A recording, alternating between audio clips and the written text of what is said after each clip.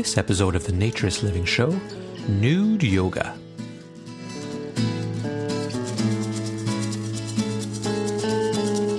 This episode of the Naturist Living Show is brought to you by BareOaks Family Naturist Park. At BareOaks, we offer traditional naturist values in a modern setting. Free your body, free your mind. www.bareoaks.ca.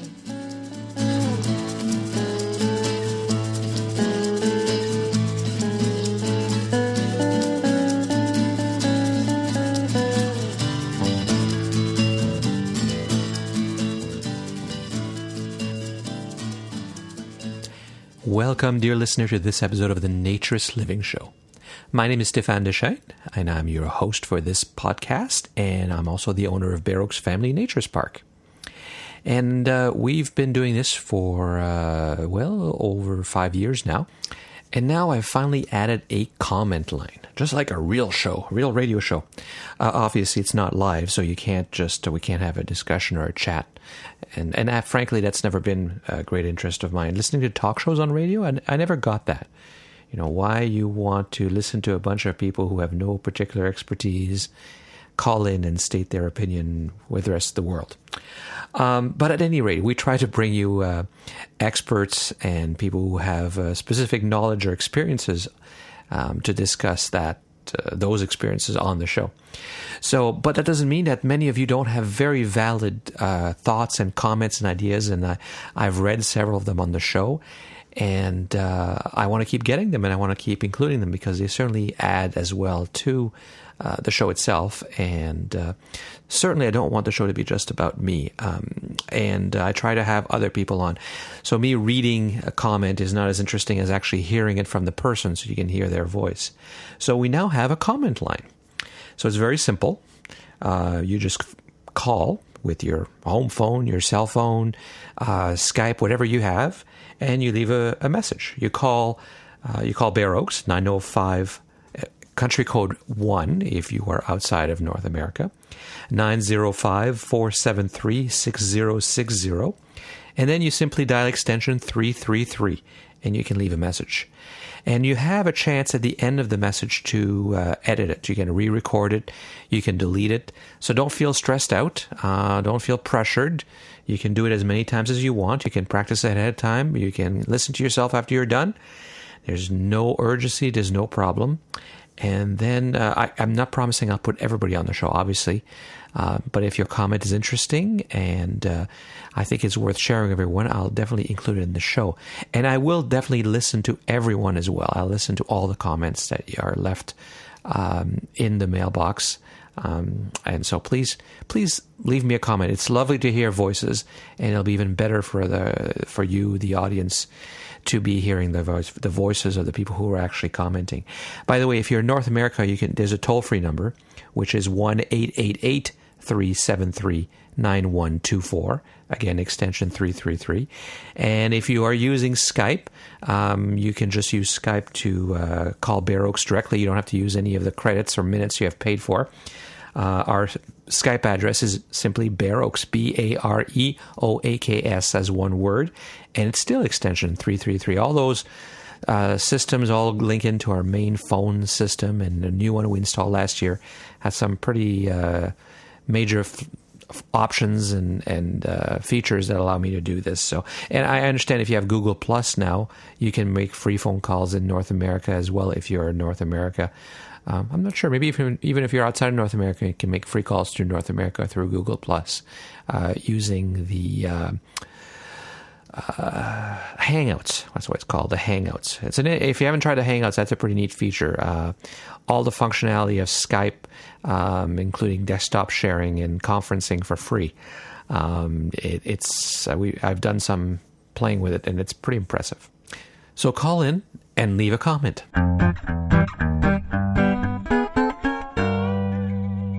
I wanted to thank Stuart Whalen, who is the owner of Le Chateau Naturist. I say it in French because he named it in French, but he's actually in Australia. And he also purchased Tan, the Australian Naturist, and it was really nice to see the magazine that he sent me. He sent me several issues of the magazines. It was nice to see it as a true Naturist magazine with good quality content. The previous owners of TAN for a while had taken it in a somewhat salacious direction, and I always think that's a mistake because you can't be a girly magazine and a Naturist magazine, and if you go in that direction, you have a lot of competition. Naturists are looking for true Naturist magazine, and that's the niche, and you have to focus on it. So congratulations on the purchase and making that work. I'll be happy to carry it. By the way, I'm carrying it in the Bare Boutique. You can buy it in the store when you come to BareOaks, or you can buy it online. And if you're in North America, that probably makes the shipping a little bit more reasonable. So bareboutique.ca. And in the show notes, there'll be links to TAN and to Le Chateau Naturiste.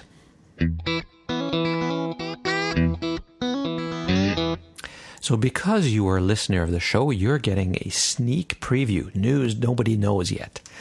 Unless you're listening to this way into the future. It's February 2014 at this point. And I got together with the FQN, the Fédération Québécoise Naturisme, and the FCN, the Federation of Canadian Naturists. And we redid the 1999 survey that was done. In 1999, we did a Canadian survey on attitudes towards nudity and naturism. And it had some really interesting results. But I was getting pretty old. And that's the problem always, right? How many naturists are they? How do you count them? And who are they, since they don't have to join anything? So that's one of the main purposes of the survey, to understand attitudes. And so we hired a consulting company to do this job. And they used an Ipsos panel, which is a very big international surveying company. And they did a sample that was representative of all ages and all geography in Canada, from the Pacific to the Atlantic. And we got some really neat results. And, officially it hasn't been released yet, but I can tell you I'm very excited by the results. We'll be sending those out in the next few weeks. And it looks like, there's more information in 1999. We were able to ask more questions because we had a slightly bigger budget. And we were able to ask people if they would go, for example, to a naturist club or resort. Very interesting results. Very interesting results. We not just if they've gone, but if they would go, so you can get their intent and their attitude. I can tell you that the majority of Canadians seem to have slept nude or sleep nude regularly. We don't ask how often. That would have cost even more money. And I can tell you that 9% of the respondents have said they would go to a naturist resort. Not a nude beach, that's an even bigger number, but a naturist resort or club. And that means in Canada, that 9% would be over 3 million people. And just in the Toronto area where I am, that would be about 600,000 people, give or take, depending on how I define the greater Toronto population. 600,000. Now, that's huge. Let's say there's a big error. Now, it probably isn't, but sometimes there is an error, a margin of error in there. But let's say the error is even bigger than what they suggest, and it's half. It's off by half. That, in a Toronto area, that would mean 300,000 people that still have an interest. And I can tell you that every summer we get a little over 2,000 non-member visits, and we have well over 520-something members. And those repeat visits those visits are often repeat visits from people who have come other years, or have come a few times during the summer and just haven't chosen to become members. So you can tell we're nowhere near 300,000 or 600,000 people, and there's only one, maybe two or three other clubs in the Toronto region, and I'd say maybe two or three, depending on how far you're willing to drive. So why aren't these other people coming? Well, they're not coming because either they don't know about the opportunity, or they're not interested in the offer they've been given. So that's the challenge for Naturism. And there's a whole show on marketing Naturism I did. If you're a regular listener, you know that. Going back, I think, last spring. So where I talk about how you market Naturism. So really, this is a problem in marketing. If we don't market the movement properly, of course, we are not going to get the people. But it's not that there's a lack of interest or willingness out there, clearly from the survey. And it's not an age thing. There's very little difference between younger and older. There's a whole age range, and this is a statistically significant sample. And there is no age difference that matters. There's some slight differences, but it doesn't matter, and you can read all about that when the survey comes out. And there's almost no difference between the two genders either. So where's the problem? The problem, in my opinion, is marketing, lack thereof. If the clubs are not attracting the interest from, obviously, the people who are there who are interested, it's a lack of communication, lack of awareness, or not providing them something that is interesting for them. It's not interesting enough for them to get off their butts and go to the club. And by the way, I don't think this is far off from many other countries either. Certainly, if you're in the United States, I don't think the US and Canada are that different. Yeah, we have difference in mentality, but really we all watch the same media, especially the English-speaking people in Canada and the US are very similar in a lot of ways. Again, it's not everybody, but is it 9% in the US? Is it 5%? I don't know. And in Europe, it's probably even bigger. So why isn't your club or the club that you go to getting enough people? I think it's a marketing problem.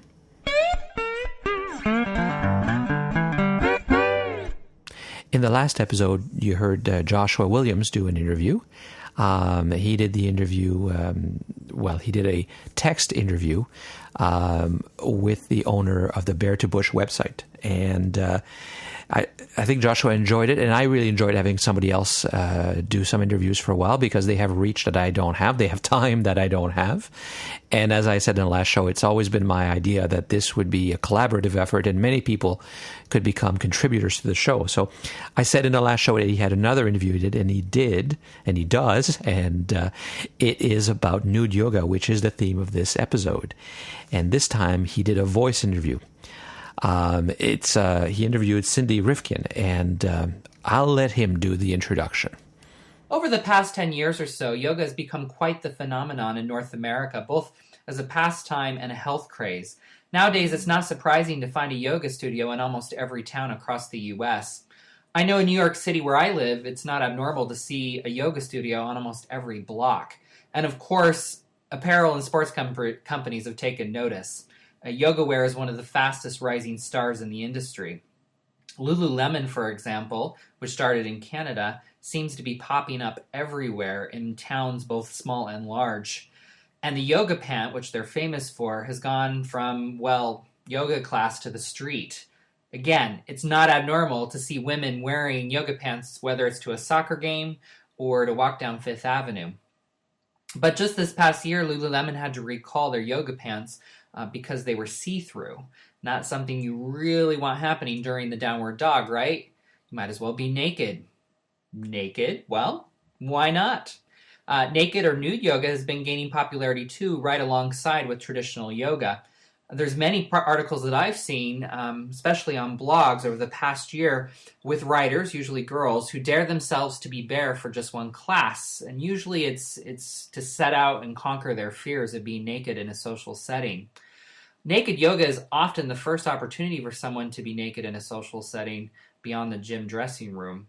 And in many ways, it mirrors the beginnings of the Naturist movement, strong connection to health and wellness, which I find fascinating. So today I have the pleasure of interviewing one of the pioneers of naked yoga in New York City, Cindee Rifkin. I experienced Cindee's class just this past summer in Rock Lodge, and I have to say it was really one of those experiences where you're really one with nature, as you're looking up into the big blue sky. Really, you can't beat it. And I had a chance to catch up with her and discuss how she got involved in naked yoga and even teaching naked yoga at Naturist places like Rock Lodge.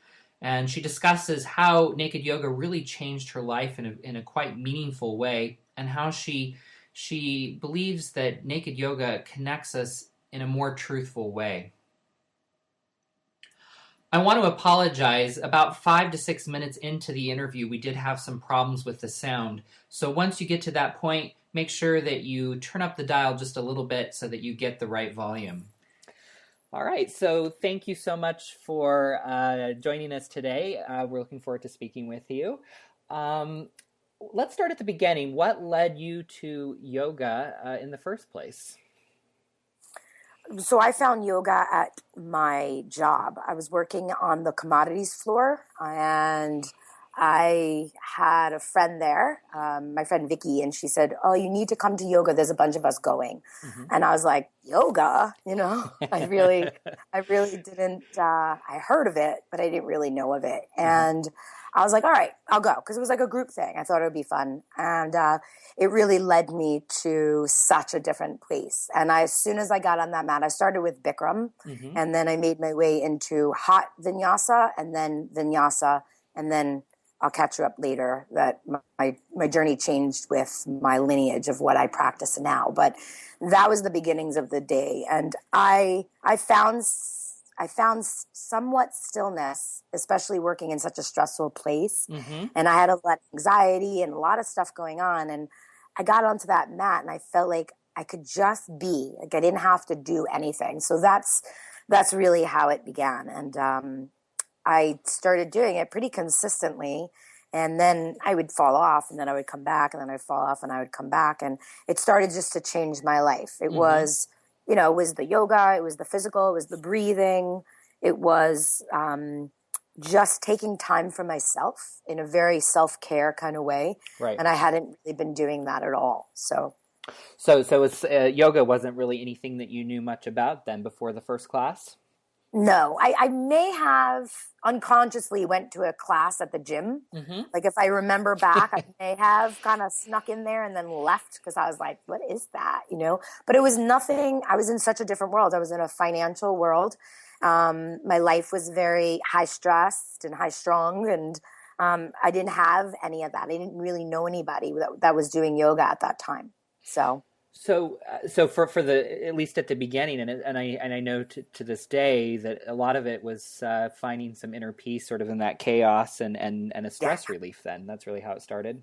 It did, yeah, and it was a very slow process for me, but it started that way, yeah. And I loved the physical practice of it, but it was much more it was a deeper level. It was really about just coming more into myself, and I actually found like my higher power on the mat. Like I found something greater than myself inside myself. Mm-hmm. And so that kind of became a very spiritual practice for me. And yeah. So what was the transition then? Obviously, financial is a very different world than teaching yoga and being, doing what you are now. But, what was sort of that transition from it being something that relieves stress in your normal life to becoming, part of your life or part of what you did as a career? Well, I loved working on the floor. I had the greatest people there, and it was such a family. I had been working there for 18 years. So it made sense. It really made sense. It was no longer, my life was no longer about attachment and money and about what I was doing, but it was more about how I was feeling. Mm-hmm. And I was learning to bring that into this stressful day. And I started to do a really good job. I was a clerk there, so I started working for more guys, and I became more focused. I started making more money and all this stuff. I started to feel better about myself. I gained confidence, more self-esteem for sure. Mm-hmm. And I knew I wanted to change my life, but I didn't know how I would. I didn't know if it would even be yoga. I knew it was going to be something. But what really, I think, encouraged me more to leave was that I started taking naked yoga with Isis Phoenix, and she was my naked yoga teacher. Okay. And I found that online, and I think, and we'll talk a little bit about that in my introduction to her, but that's really, I started to feel so good about myself when I started to remove my clothes in yoga. So it was the yoga part first, and then it was the naked yoga that really catapulted me into a place of love inside myself. And I didn't go to naked yoga for that. I had my own non-puristic thoughts, to go there.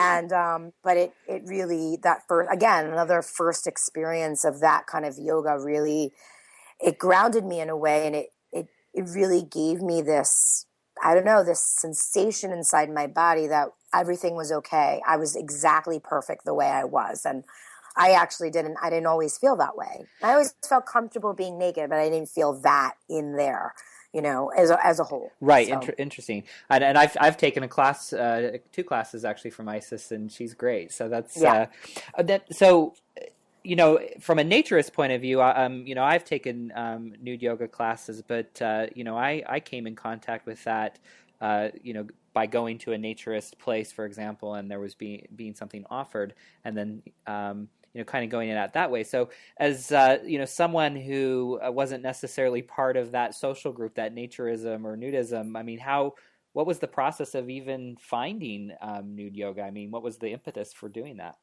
So well, I was still very living externally. I still had some addictions going on, and I felt like if I'm going to go there, I think we're all voyeurs and we're all exhibitionists in some way. And I don't mean that in a weird way. I just mean that, and I think that's who we are as human beings instinctively. And so I went there to definitely do that.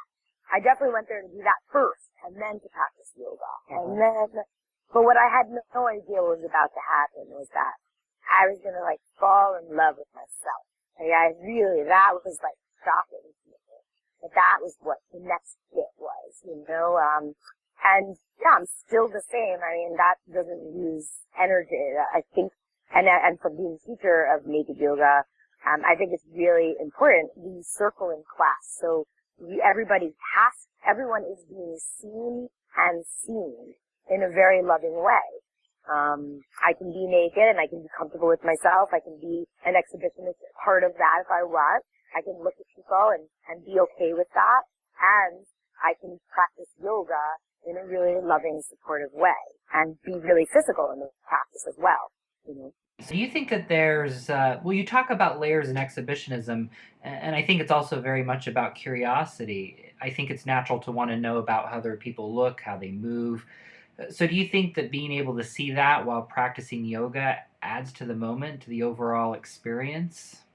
Well, the beginning of the class, because it does, yes. Because then we have permission to look. We have permission to be seen, and then we can practice yoga. Mm-hmm. So there's, we don't always, however we grew up culturally, whatever our belief systems are, I think it's really important that when you give someone permission to be themselves exactly how they are, in a room full of people doing the exact same thing, there's a collective energy that's moving around there, so that there's no shame, there's no, I don't know, the things fall off, like our system, our habitual patterns fall away, and I think we become us, who we are inside of ourselves, not outside. Now for me, I lived in that world. I mean, I worked in a man's world who was all about basically sex, drugs, and rock and roll. Right. And that's really what it was. It was a very specific lifestyle, and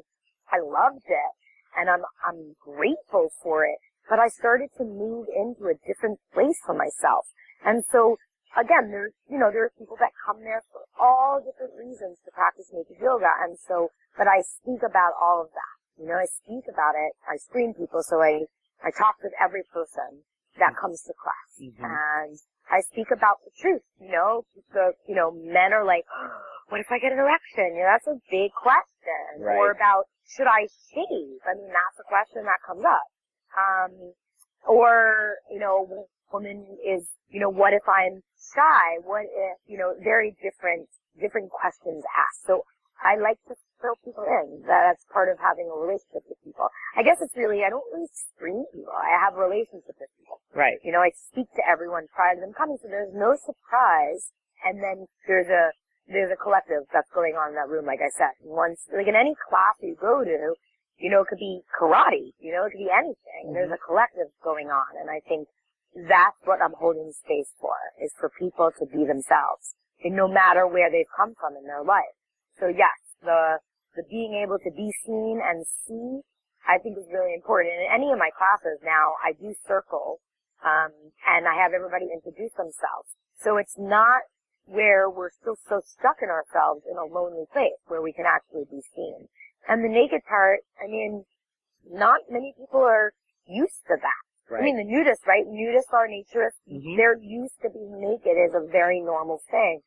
Maybe the yoga would be more challenging, right, than the actual naked part. But, and I get people, all different kinds of people, but a lot of the time it's about, you know, what we've learned about our body and what we're not supposed to show and how we're not supposed to do something, and then putting yoga and naked together is like, well, what if, you know, what if, how do you do happy baby? I'm like, well, you do happy baby the same. There's certain poses I can't do because there's certain blocks and things that like need to stay in place, but if you have no clothes on, it's totally different. Right. So, but then I can see everything, which is such a gift to me. Mm-hmm. I can see your belly, I can see in the way you're breathing, I can see your ribs, I can see your sit bones, I can see your tailbone, I can see your heart, I can see your collarbones, I can see everything. So although I'm intuitive in my other classes, to be able to see what you're doing, it's beautiful.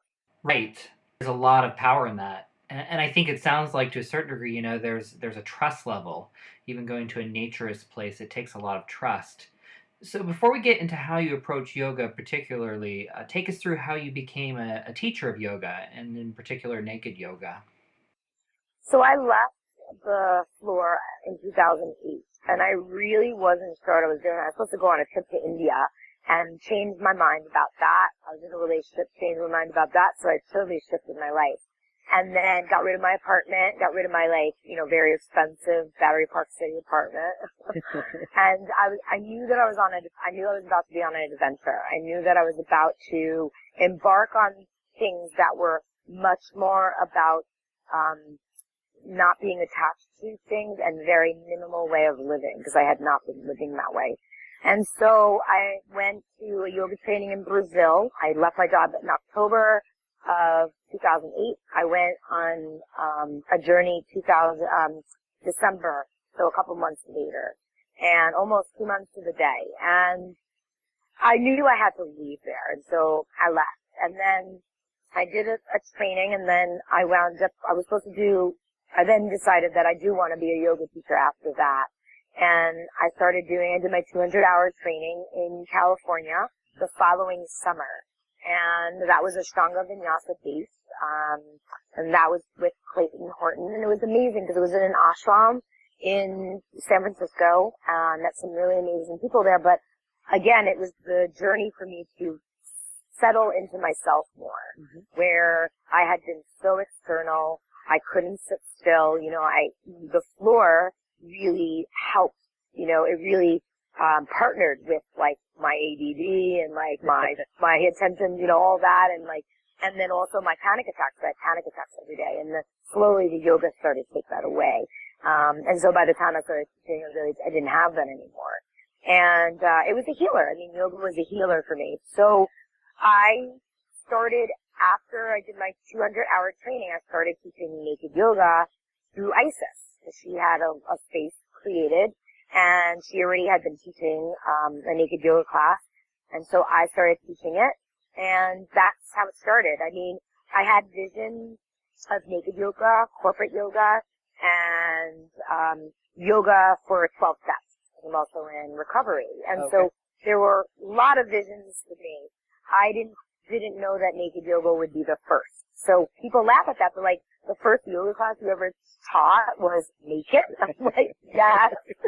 I think people were like, you're doing yoga and naked first? Like, you're not even teaching yoga yet? I'm like, no, it seemed most natural. That was what was available to me. ISIS had created something already, and people liked me, and that was like practice, you know?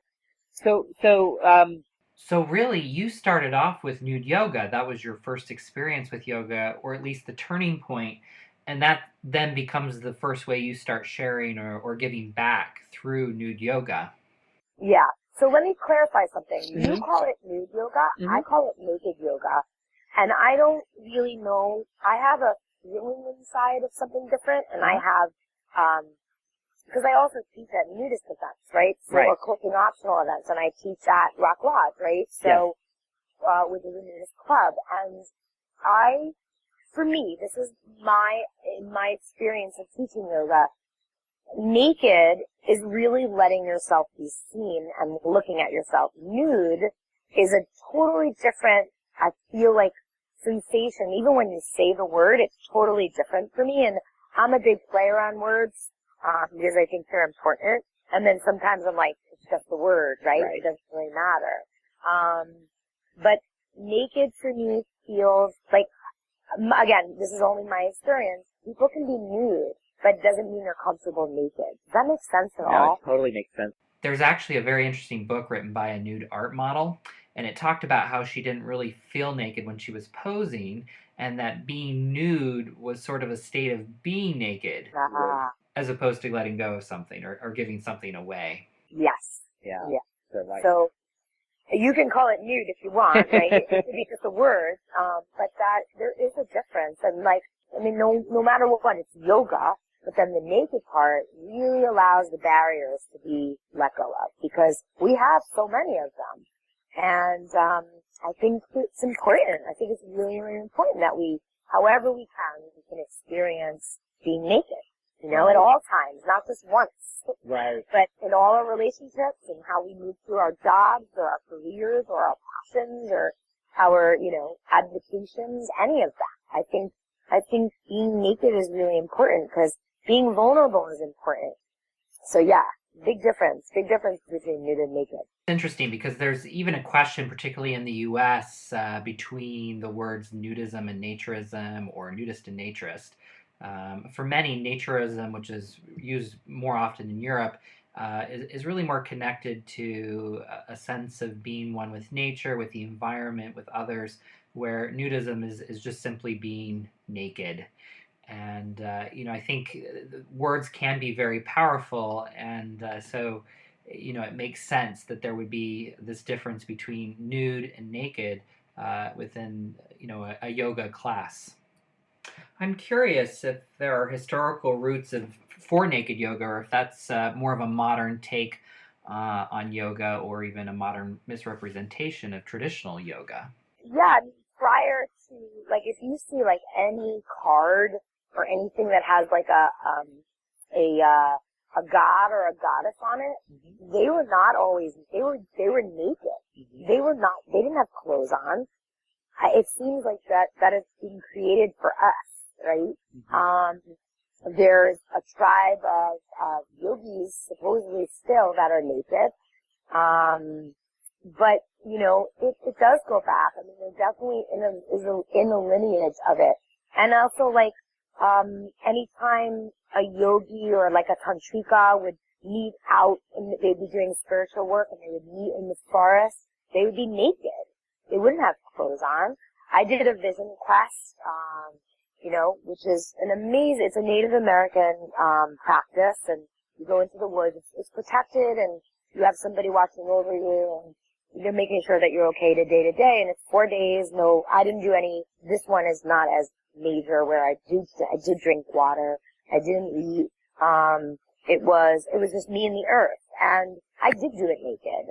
And other people are like, oh, naked. I'm like, but I'm in the woods. I mean, I'm by myself. Only one that saw me was the deer that came to me. But like, bugs, you know, and there were lots of bugs. I was like, someone called me Snow White. You know, it was like animals started to call me. So it's just quiet still. That's what happened. But yeah, for me, it was part. I mean, at night it was cold, so I put clothes on. But like, that was part of it for me, was to be really with nature as me being natural, you know. And so yeah, I think that there is tradition of that, but not in our world, because yoga in New York is very physical. It's very different, you know. Yoga in India is much more with men than women, you know, so it's totally opposite here. So I think in general a lot of traditions get lost, and I don't think we have to be all traditional in all ways. I think we find what works for us in certain aspects, and then there's things that we can be really liberal about. Right. Well, that's an interesting point. Obviously, yoga in New York City and in the rest of the country is really popular. You can't really walk down Fifth Avenue without seeing women in yoga pants. It's become a fashion of sorts with brands like Lululemon. So talk to us a little bit about what sets you apart from the others and what the response has been, because obviously there's almost, there is a culture growing around yoga. In many ways, naked yoga strips away that as well. So what's the response you've gotten in New York to doing something different than what you'd find at a regular studio? Well, my class there's always more men than women, which people are usually surprised about that. And I get a lot of calls from different people, and the one that often comes from women is they're so tired of trying to have the right clothes for a yoga class. And to me, that's not what yoga is all about. Yoga is about quieting the mind. And so, to me, coming into yourself, finding your power, the power greater than yourself, or whatever it is that you can believe in. I think the people that contact me are, in general, both women and men that are uncomfortable in their body. They are healing something. They have shame from growing up with something or someone telling them something. Their own self-indulgence of self-deprecating, right? That happens. It could be about, through curiosity. We mentioned that earlier about what is it like to be naked around other people, right? And what will happen to me if that's the case. But like I said, I'm talking to people. They might email me or they might call me or text me, but I always talk to everybody, speaking to them on the phone. And excuse me, I don't really attract to anybody that's not really seeking something. They're not going to come and voyeur, because that's not the kind of class that I have. If that's part of your journey to work with, great. But that's not what we're there for, right? We're there to practice yoga. We're there to be comfortable in our bodies, and we're there for community, so that we have a space that we can be ourselves and we can let the day go and stop being so hard on ourselves. So that's part of it. Like the Lululemon thing, I have a bit of an opinion about that. Because I think, why do I have to buy $100 pants? But that's not just yoga.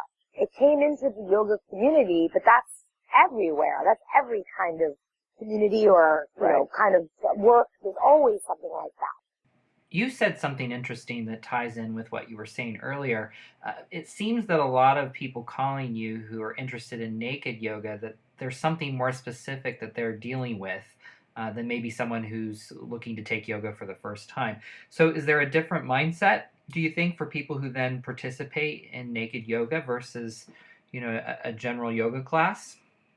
Yeah, you take off your clothes. You take off your clothes with other people there. Again, we take it off together, so it's more of a ritual, ceremonial kind of way, and everybody does it their own way, but it's together, and it's to be able to create comfort, in your own body, and to let your body be moving in the way it is, and let whatever happen. And if you're uncomfortable or have anxiety, then within 3 minutes, you're in another zone. That's just the way it works.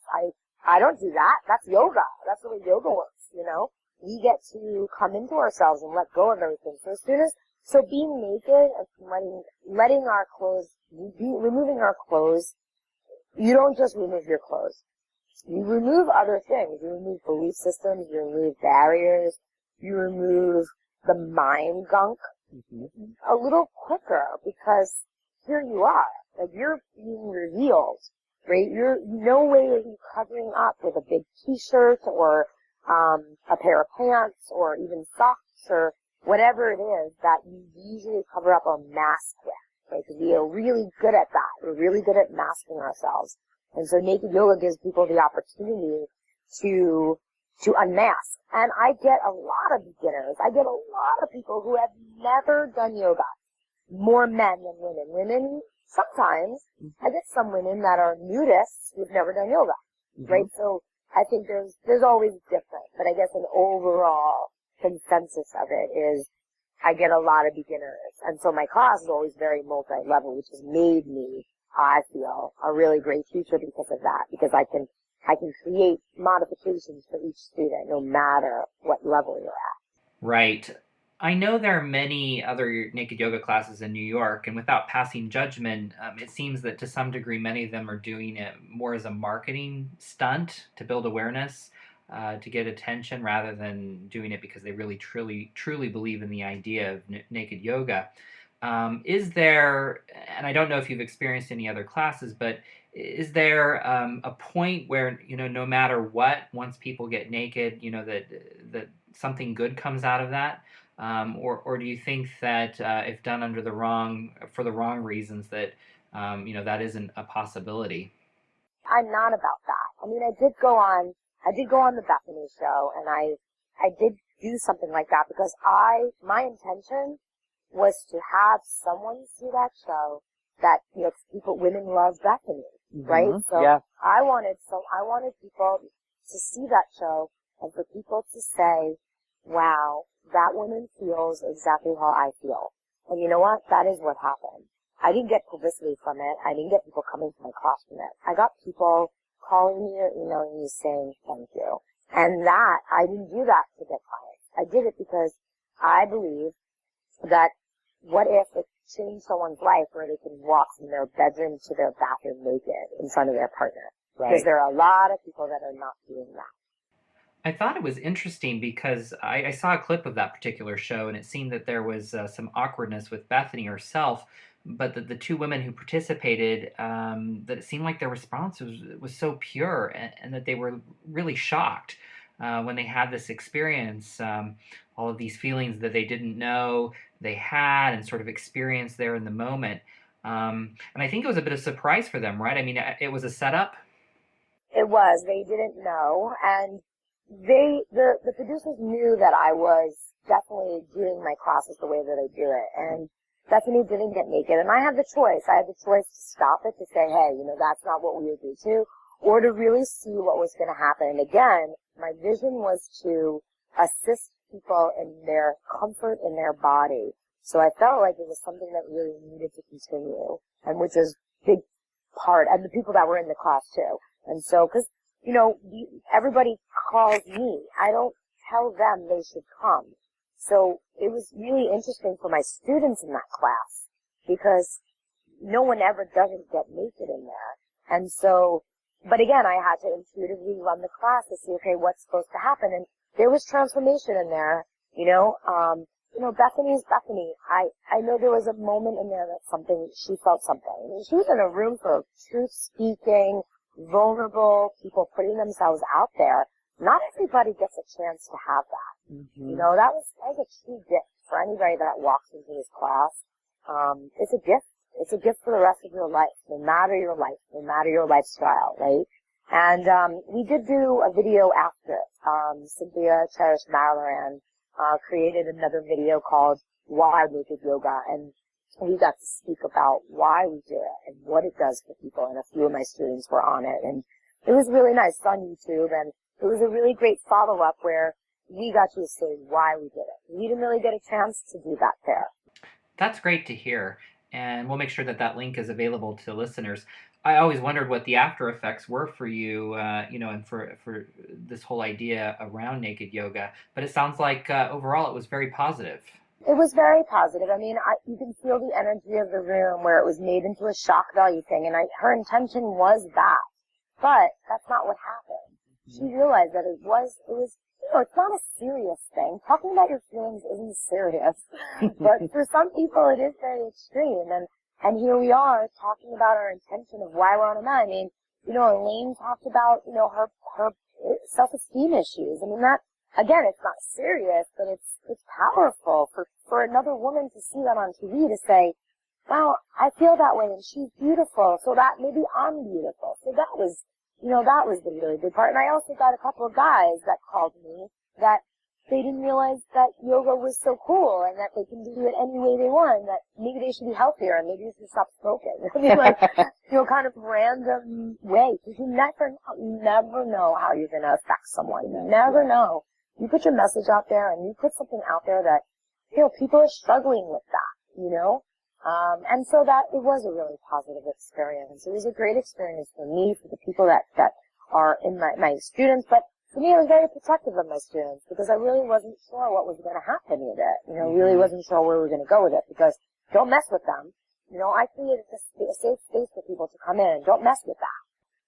I find it interesting that there's a theme that keeps coming up around women, and I know this is a conversation that happens a lot in Naturism as well, that men tend to try it first before their girlfriend or their wife comes, and then there's a lot of conversation about why are there more men who participate in Naturism than women, and you mentioned the same thing as well.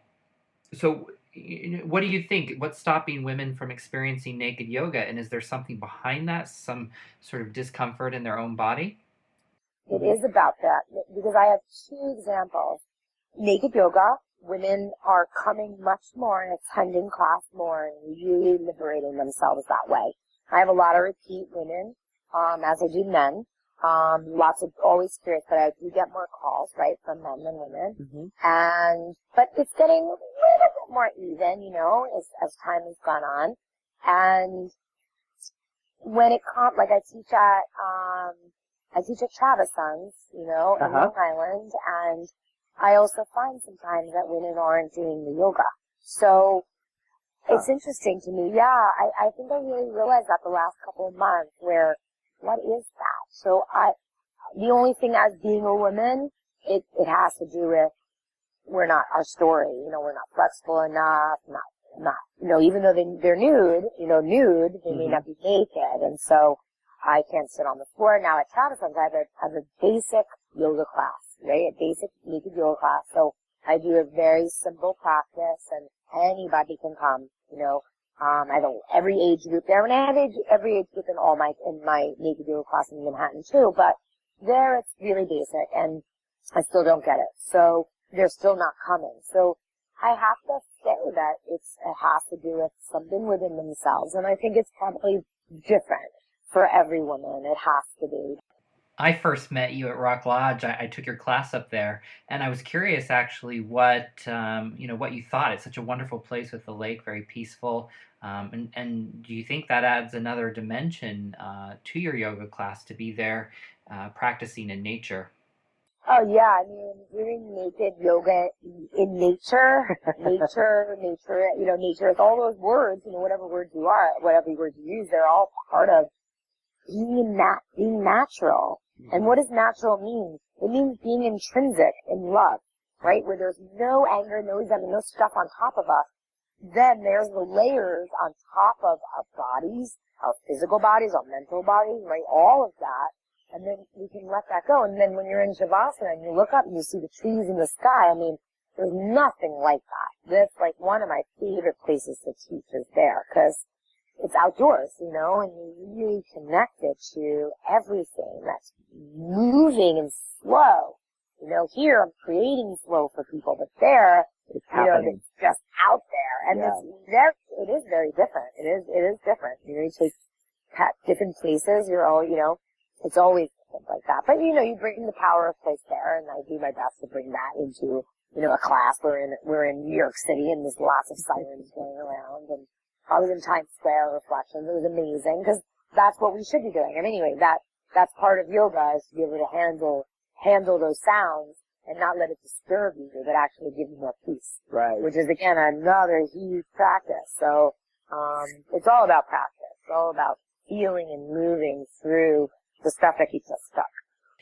So back to the Rock Lodge experience, one of the things that I really enjoyed was the fact that there were people there for the first time in a naturist place doing naked yoga. And then, of course, you have naturists there doing yoga for the first time. So, everyone's, sort of there for the first time, but for different reasons. And I'm curious what kind of feedback you got from people who would normally take your class in New York, but who got to experience this whole new world where they got to walk around naked after class. Yeah, well, that's the thing, right? In my class, cities, we don't start naked, we get naked, and then we redress. And there, it's like, you just come to your mat. So there's no, ritual around it. It's just really being in nature, being able to be comfortable with that. I mean, people love it. I mean, I hope, every summer we get more and more people that can experience a day at a nudist club, because, again, it's really interesting, it's family oriented, and yet people still have this really weird way of looking at it because our culture says that.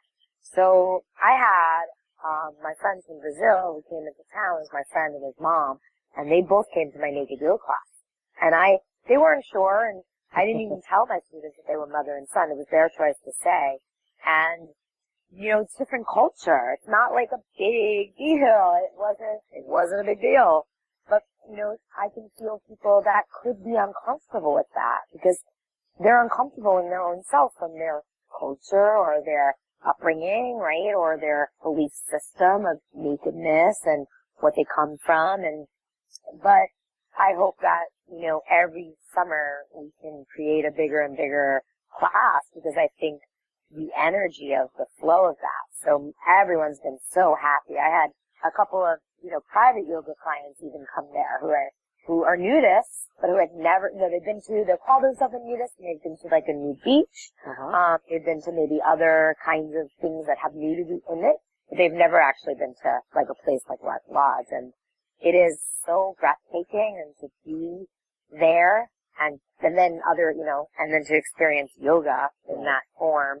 And then other students who had never been there, and they were just so free. They just wanted to be there by themselves because they were like, oh my God, like fall in romance nature, So what do you think? I know there are naked yoga classes popping up all over the country. Do you think this is becoming more of a trend that's catching on in the sense that people might be recognizing that yoga is more than just this consumerist idea? And do you think that nude yoga or naked yoga has traction? I think it will always have traction. I think things that get trendy tend to lose its, momentum. You look at the yoga world and there's so many kinds of yoga popping up that have a little tiny bit of yoga in it, physical yoga, and the rest is like kickboxing, There's momentum going with that. There's a trend going with that. Naked yoga, I think there's an acceptance of it now. Like, there's naked yoga videos online. That's not something I would ever do. My point is not to be putting myself out there naked. My point is exploring being naked together in a room, right? So I think it really just depends. I think that there is traction. I'm actually in the process of compiling a list of different yoga, naked yoga or nude yoga, whatever that people call it, around the United States. Because people ask, they're like, oh, I found you online, but I don't see anything where I live, but I might be traveling, so it'd be great if I could take a class with you, Right. I know that for a lot of people who are trying naturism for the first time, it's not so much about being naked as much as maybe it's about finding the right place or a safe environment where you can feel comfortable and know that, the other people are there for the same reason. I remember the first time, I thought of going to naked yoga. That was my first thought. How do I know where to go? I mean, who has a good reputation? Where will I be safe?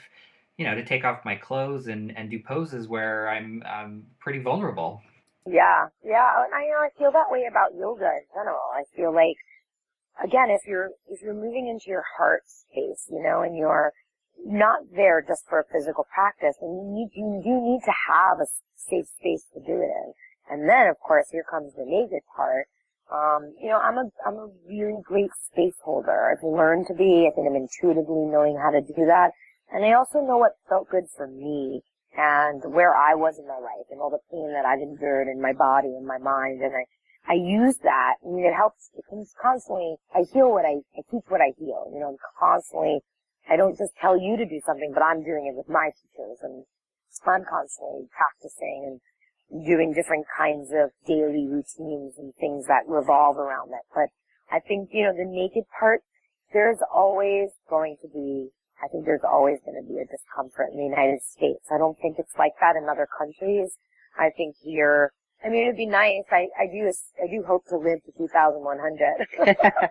So I hope to be alive long enough to see that there's actually a bigger change in it. But all I know is that no matter what people are doing, and I think that if we continue to have it for people, they'll continue to come. Like, sometimes my class is busier and sometimes it's not. I always get new people calling. That doesn't mean that people are actually going to come to class. For the most part, I usually have at least one new person in class, and I have regulars that come every week or every other week or every month or, something like that. So, It's interesting because to a certain degree, when speaking about naturism and nudism, and of course, as we've talked about, words mean different things to different people. But I think the general idea is that with naturism, you're involved in something health related, or being in nature. So maybe you're practicing yoga or exercising or hiking. But whatever you're doing, the nudity is almost secondary to that. That it's almost the thing that gives you the whole experience. There's a lot of talk about how come maybe there aren't a lot of young naturists out there. And I think it's because people are just not that interested anymore in going and sitting and doing nothing. I just don't think that's, really how our world works anymore. And I really like this idea of marrying yoga with being naked. In a sense, it really allows you to do something and feel something, beyond just the act. I like that. I've never really heard it that way. That makes a lot of sense. There are definitely more, young naturists now. There's a whole group of young naturists in New Jersey and in New York. And I think there's more momentum with that more than ever also, where they are active, where they are doing more, where they are going out, where they are, hanging out and being naked. And I think that there's definitely another generation now where a lot of times you would go to maybe a nudist club and there'll be more older people, right? So now I think there are more people that are interested, groups of it, right, that are starting to come to Rock Lodge, or more people are interested in something like that. Same with naked yoga. I get so many different backgrounds, so many different kinds of people that come. And I think once they search me out, I think they have a clear sense that nobody comes to my class without wanting to see their truth. Because I'm a truth speaker, and I wasn't always, you go years back, I was a manipulating, lying, drinking, partying, I was that. So I have both sides to it, that the honest, loving person was always in there, but I was, I covered up some different things. And so I know what that's like. I know what that side of life is, that stressful life and that kind of living, right? But I also do know what it's like to speak truth. And I say that because people that know me know that I'm going to speak truth. And I don't force you to speak it. It's totally up to you.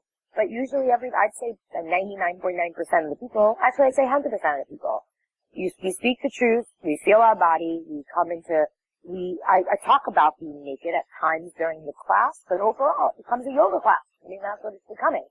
It's a yoga class. It's just we're doing it naked. Right. Which is very liberating, and to be able to feel air in different spots of your body versus, being covered up and clenching clothes, and clothes are tight, and, if you have bad image about your belly and you have clothes pulling on it, all you're doing is focusing on that. But if you're in naked yoga and you have an image about your belly, then you're looking at it and you're acknowledging it and you're honoring your body just as it is. And that I see happen every class, men and women. Men and women. That is a constant honoring of who they are, how they are, and how perfect it is. The moment of that. And, yoga's an amazing practice. So however you can do yoga, do it. But being able to be, in a naturist way, and I think that, it says a lot. It says a lot about, how we move through our life, right? How can we let go of these things that are on top of us? Well, this has been wonderful. Thank you so much for taking some time to talk with us today.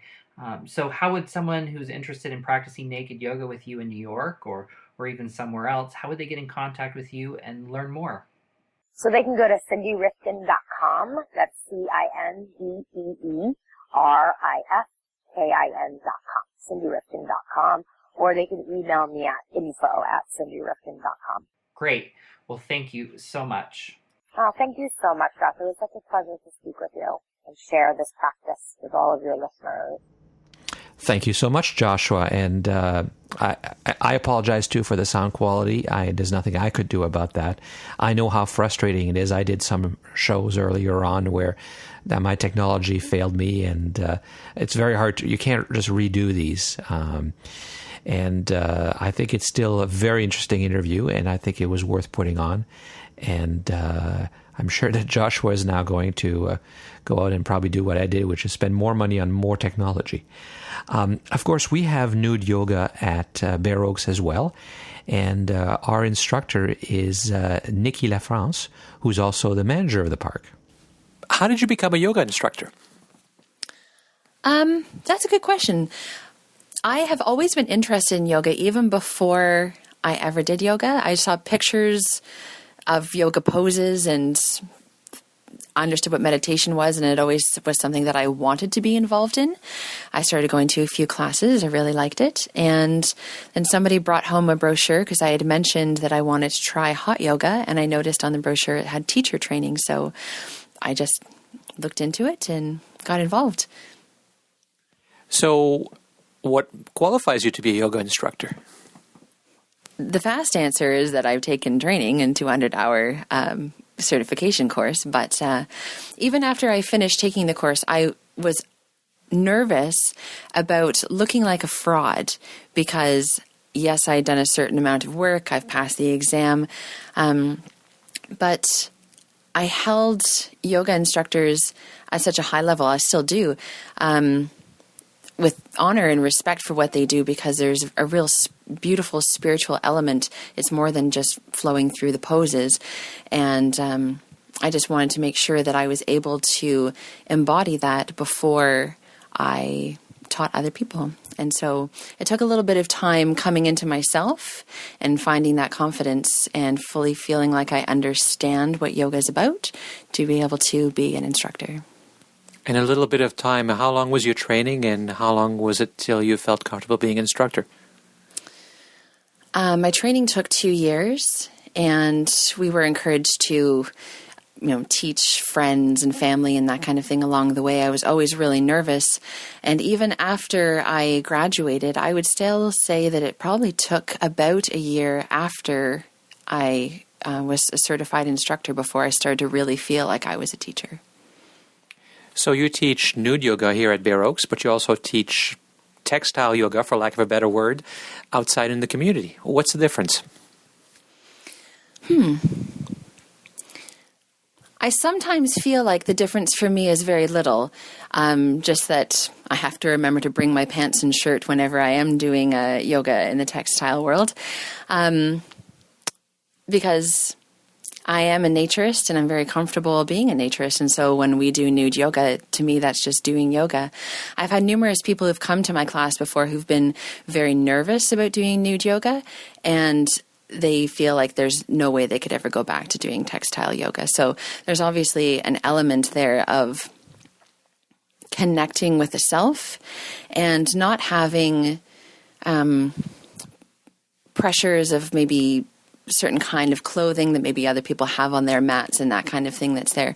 I try to encourage people to take the time when they're on their mat to step into their own practice and to ignore what anybody else is doing on their mat, and unless, of course, they need to take a quick look and because they don't know what I'm talking about, and so they need to see what somebody else is doing. But it's all about their own practice on their mat, and I think there's more of a self-connection when the clothing is removed. So I would really encourage you all to go out and try yoga. Nude yoga, of course, is the best way, and as a naturist, you wouldn't want to do it any other way. But it truly is more freeing and liberating when you're not wearing clothes. Naturism in general is that, and that's why we are naturists and ethical naturists. But if you read into yoga and you see that it's not just physical exercise, although it is very much that. The first time I did it with Nikki and a few times since then, it looks easy when you watch it, but boy, is it hard in terms of the strength that you need and how sore my muscles were after.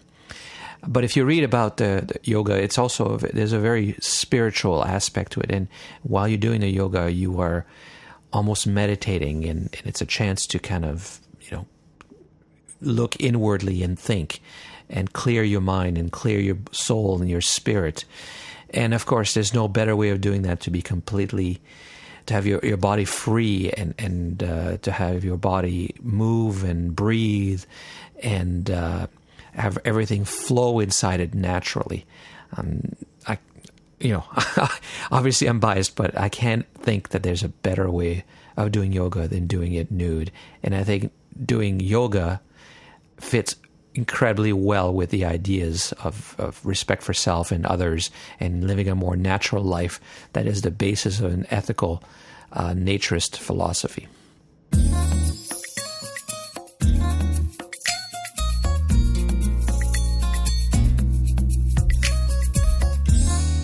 So that's all for this episode of the Naturist Living Show.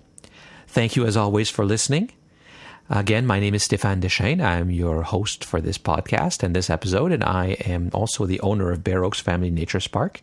You can find links to all the things we talked about in the show on the show website, which is located at Naturist Living, one word, .BareOaks, that's BareOaks, BareOaks.ca, because we are in Canada. And of course, keep sending those comments. You can send them, as you always have, through email, which is naturistliving@bareoaks.ca. But as you heard at the beginning of the show, we now have a comment line. So please call in and leave your comment.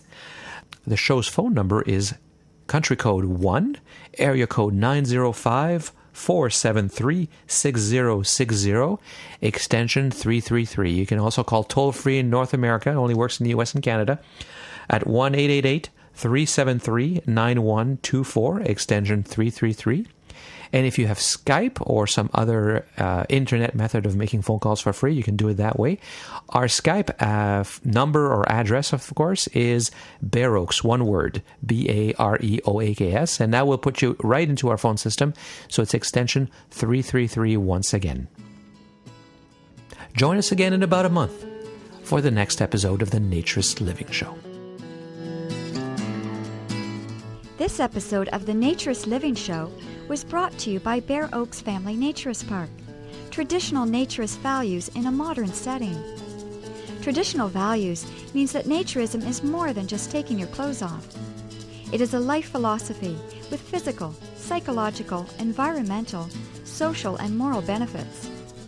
BareOaks Family Naturist Park strives to promote those naturist values in a modern setting that provides the amenities and services that our members and visitors expect.